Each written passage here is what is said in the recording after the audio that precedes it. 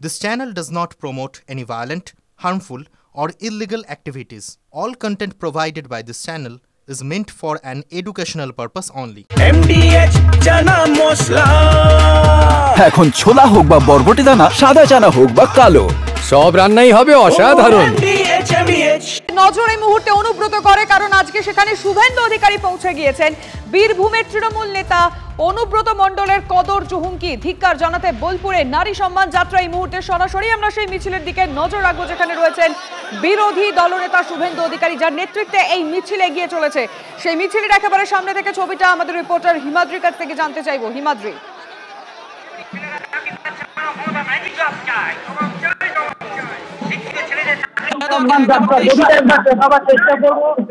নারী সম্মান যাত্রা, সেখানে কিন্তু শুভেন্দু অধিকারী বিরোধী দলনেতা তিনি একদিকে এসে উপস্থিত হয়েছেন এবং শুভেন্দু অধিকারীকে ঘিরে কিন্তু প্রচুর মানুষ, হাজার হাজার মানুষ তারা এসে উপস্থিত হয়েছেন আজকের এই মিছিলে।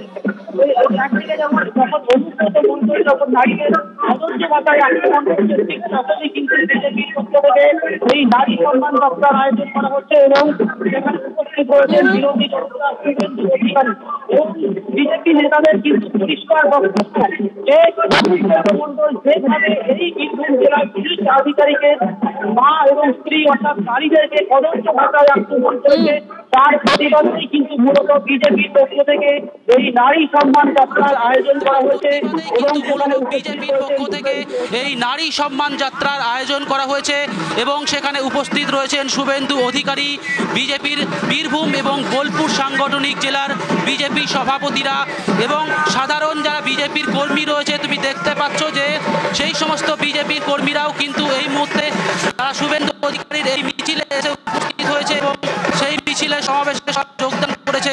অর্থাৎ 2026 বিধানসভা নির্বাচন, সেই নির্বাচনকে সামনে রেখে কিন্তু বিজেপির একেবারে এই নারী সম্মান যাত্রা, কারণ একেবারে তুমি নজর রাখো। আপাতত ধন্যবাদ হিমাদ্রি তোমার।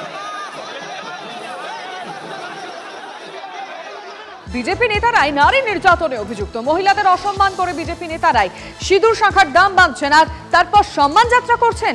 শুভেন্দু অধিকারীর বোলপুরে নারী সম্মান যাত্রা নিয়ে প্রতিক্রিয়া দিয়েছে তৃণমূল।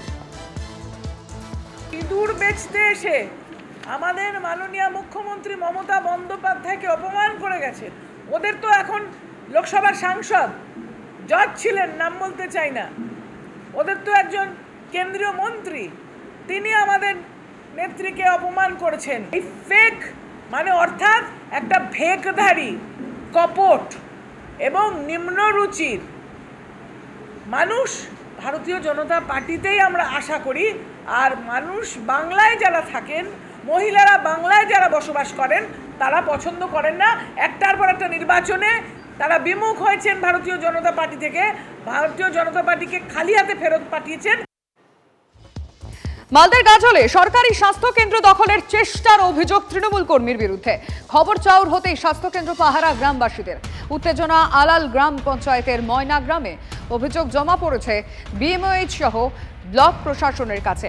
গ্রামের স্বাস্থ্যকেন্দ্রের জায়গা জালিয়াতি করে রেকর্ড। তৃণমূল কর্মী বিশ্বনাথ মজুমদার ও তার দলবলের বিরুদ্ধেই অভিযোগ। জমি মাফিয়া হিসেবেই এলাকায় পরিচিত, তার পরিচিতি রয়েছে। আদিবাসীদের জমি হাতিয়ে নেওয়ার অভিযোগ ওঠে অভিযুক্তের বিরুদ্ধে।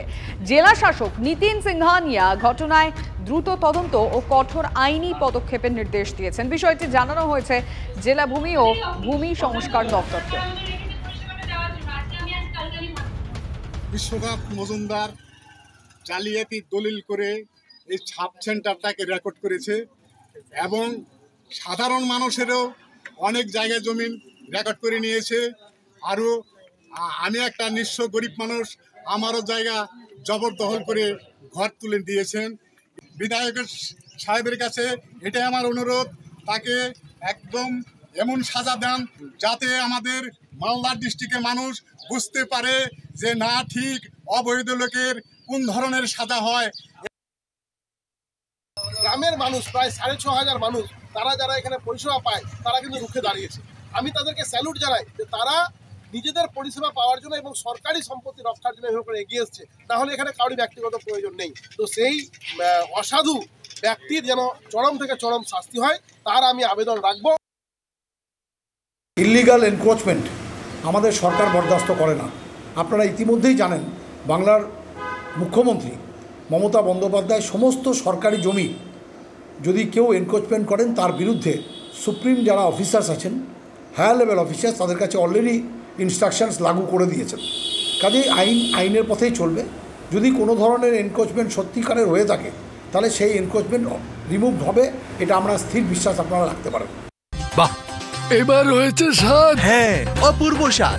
এমডিএচ এর চাঙ্কি চাট মশলা, জীবনে আসল স্বাদ জাগলো। আসল মশলা, এমডিএচ।